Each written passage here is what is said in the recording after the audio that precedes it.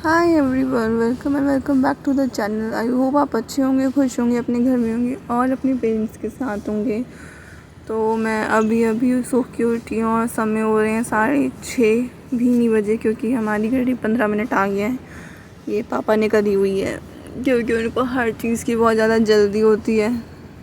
तो फ़िलहाल मैं ये सोच रही थी कि सुबह उठ के क्या करूँ। इतने में मम्मी आती है और मम्मी मुझे एक काम बता देती हैं कि चल नीचे वाली पार्किंग धो के आते हैं। तो यहाँ पे मम्मी के साथ चल देती हूँ। एक तो इतनी गर्मी हो रही है ना, तो वैसे कुछ करने का मन नहीं करता और साफ़ सफाई करने का तो मेरा वैसे ही बिल्कुल भी मन नहीं करता, पर फिर भी हम चल देते हैं क्योंकि चलेंगे तो मम्मी की डांट पड़ेगी।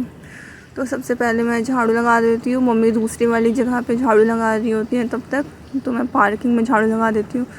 इसके बाद फिर हम अपने मेन पार्ट पे आते हैं, वो है धुलाई। तो पानी लेने के बाद मम्मी झाड़ू से कर रही होती है क्योंकि यहाँ पे ग्रीस वगैरह जम रखी होती है, और मैं वाइपर से मम्मी की हेल्प कर रही होती हूँ। तो जब तक मैं सफाई करती हूँ तब तक आपके सवालों के जवाब भी दे देती हूँ, जो सवाल आप लोग बहुत उम्मीद से मुझसे पूछते हो। सबसे पहले तो Gopal Tiwari, thank you so much. Actually मेरी तबीयत ख़राब हो रखी थी और मैं हॉस्पिटलाइज्ड भी थी, इस वजह से मैं वीडियोस नहीं बना पा रही थी। And thank you.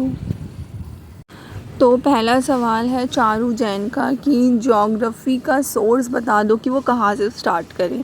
तो ज्योग्राफ़ी का सोर्स यही है कि आप NCERT से ही स्टार्ट करो, वो भी 6th क्लास की NCERT से, क्योंकि जब आप 6th क्लास की NCERT पढ़ोगे तो आपको काफ़ी चीज़ें उसमें समझ में आएंगी।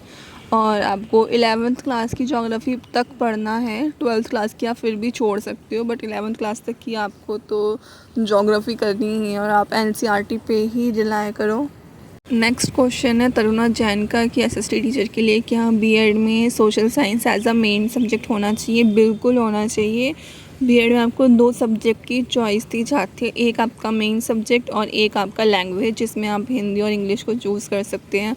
और अगर आपको लैंग्वेज चूज़ नहीं करनी तो आप कोई और भी चूज़ कर सकते हैं, पर इसमें जो 2 सब्जेक्ट होते हैं वो आपकी चॉइस के होते हैं जिनके टीचर आप बनना चाहते हो।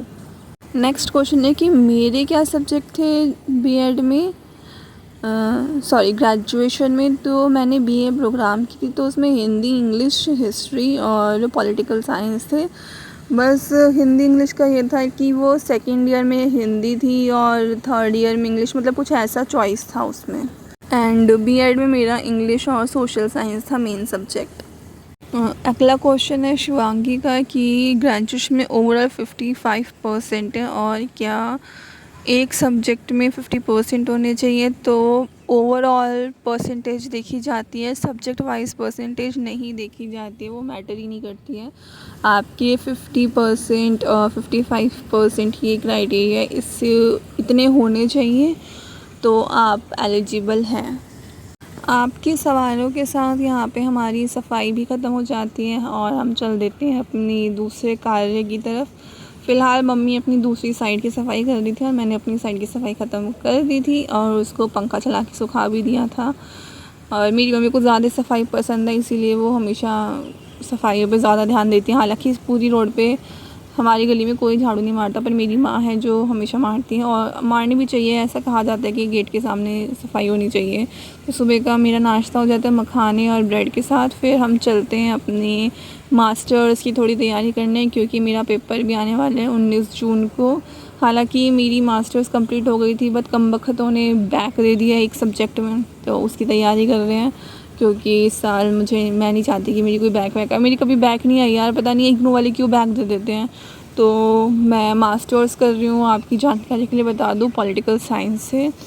और ये भी कहीं ना कहीं मेरे रिज्यूमे में फ़र्क को डाल दिया यार। और इसके बाद मुझे क्या करना चाहिए, प्लीज़ मुझे गाइड करना, थोड़ा सजेस्ट करना, क्योंकि एक ऑप्शन तो मेरे दिमाग में ऑलरेडी चल रहा है, पर क्या पता आप मुझसे अच्छा ऑप्शन बता दो।